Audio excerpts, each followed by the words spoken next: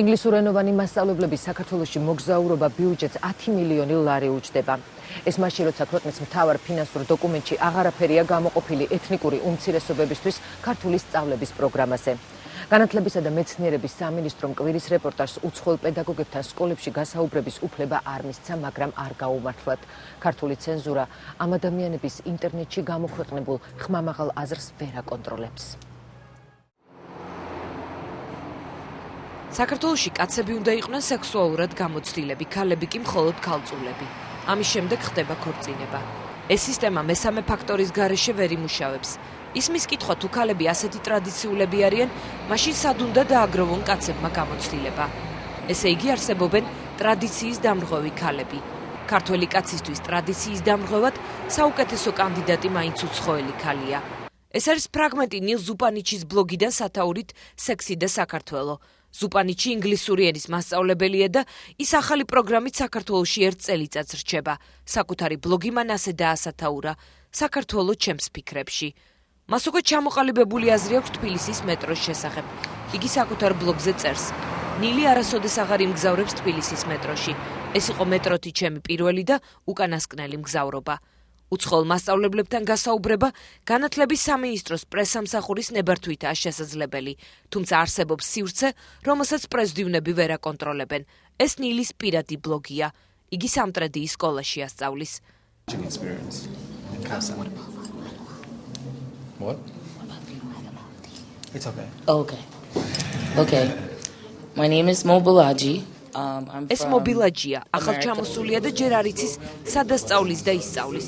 ჩვენ მას ვეკითხებით, რა გამოცდილებით ჩამოვიდა ქართულ სკოლაში ინგლისური ენის მასწავლებლად.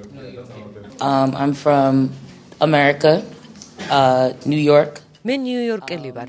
აქ ჩამოვედი ახალი შთაბეჭდილებებისთვის და არა ფულისთვის. მე ბიბლიას ვასწავლდი. ვაპირებ აქ ბავშვებს ინგლისური ვასწავლო და მათგანაც ვისწავლო. It's a lot of opportunities, like it's not just because of the monetary value. Როგორ ბრძანებდებით? მაიკლი გვიყვება, რომ მისი წინაპრები საქართველოში ცხოვრობდნენ და ამიტომაც ჩამოვიდა. მობის მსგავსად შთაბეჭდილებები მისთვისაც მნიშვნელოვანია. მაიკლის და ყველა მისი კოლეგის ანაზღაურება 300 ამერიკული დოლარია. Well, after taxes, I think it comes out to $275. ხელზე 275 დოლარს ვიღებ. ეს ნორმალურია. მე პირველ რიგში ახალი ემოციებისთვის ჩამოვედი. I love the experience to be able to teach and do something good. პროგრამა ისწავლე და ასწავლე სექტემბრიდან ივნისამდე გრძელდება. სულ საქართველოში 1000 მასწავლებელი ჩამოვა. პროგრამის პრეზენტაცია თავად პრეზიდენტმა გამართა, თუმცა 1000-ის მაგივრად 10,000 ახსენა. როგორც თავის დროზე დავით აღმაშენებელმა ჩამოიყვანა 50,000 ხივჩაკი და საქართველოს სახელმწიფოს მოდერნიზაცია მიიღო შეუქცევადი ხასიათი. ზუსტად ამ მასშტაბის მოვლენაა შემდეგი 3 წლის განმავლობაში 10,000 ინგლისურის მასწავლებლის ჩამოყვანა მთელი საქართველოს მასშტაბით. მომავალი წლის ბიუჯეტის პროექტი მთავრობამ პარლამენტში უკვე გააგზავნა. პროექტს პრეზიდენტის ფაქსიმილიაც ახლავს. სააკაშვილი თანახმაა. სქელტანია მთავარ ფინანსურ დოკუმენტს განმარტებითი ბარათი მოყვება. ინგლისური ენის პედაგოგების ანაზღაურება სწორედ ბიუჯეტიდან დასაფინანსებელი ღონისძიებების ნუსხაში აისახა. 1000 ინგლისურენოვანი მასწავლებელი ბიუჯეტს ერთ წელიწადში 10 მილიონი ლარი დაუჯდება. ხელფასი მგზავრობა დასხვევა. დიდი მადლობა. სარაკეთებს ხო გითხარ. განათლების მინისტრი კომენტარს არ აკეთებს. მინისტრის მოადგილე კი ამბობს, რომ პროექტის მნიშვნელობა 10 მილიონ ლარს უდრის. ის თანხა, რომელიც გამოყოფილი არის, საკმაოდ ადეკვატურია იმ მოცულობის ამოცანებისა, რომელიც დასმული იქნა საქართველოს მთავრობის მიერ და ხორციელდება განათლებისა და მეცნიერების სამინისტროს. 10 მილიონი ლარით შეიძლება ძალიან ბევრი ქართველი მასწავლებლის საუკეთესო დონეზე მომზადება, რომ იყოს. ასე არ ფიქრობენ პროექტის ოპონენტები. პროფესორი სიმონ ჯანაშია ფიქრობს, რომ ერთწლიანი კონტრაქტი ინგლისურად მოლაპარაკე ადამიანთან განათლების სისტემას არაფერს შესძენს. რეალური პროდუქტი არჩევა, რაც გრძელვადიანი მიზნების შესრულებისთვის შეიძლება იყოს სასარგებლო. ანუ ეს ადამიანები არ ქმნიან ლიტერატურას, არ ქმნიან, თქვათ, კლუბებს, ეს ადამიანები არჩევიან სისტემაში, ანუ ეს არ არის ქართულ მასწავლებლებში დახარჯული ფული, რაც დარჩებოდა, თქვა 5 წლის შემდეგაც გამოადგებოდა შემდეგი თაობას.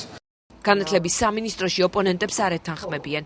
პროექტის ერთ-ერთი ავტორი ამბობს, რომ უცხოელები გაკვეთილებს ქართულ მასწავლებლებთან ერთად ჩაატარებენ და ყველა მხარე მოგებული დარჩება.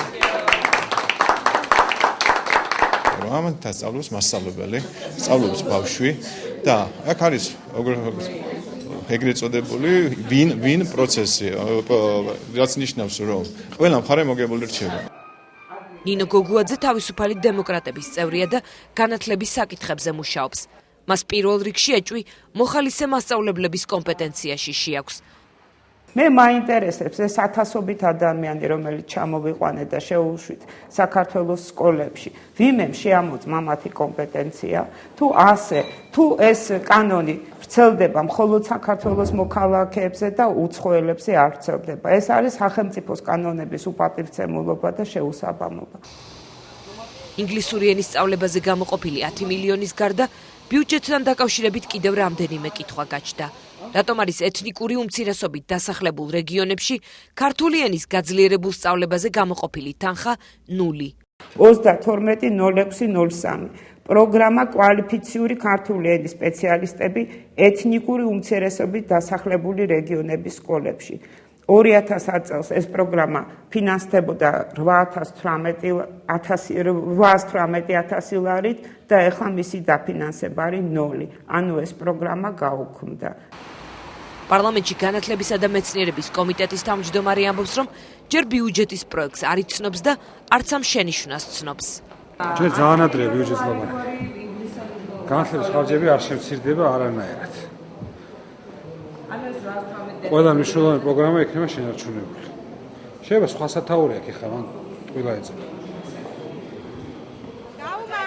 სანამ გაირკვევა სადგაწერეს ბიუჯეტში ქართული ენის სწავლებისთვის თანხა, ინგლისურენოვანი მასწავლებლები უკვე სკოლებში გადანაწილდნენ.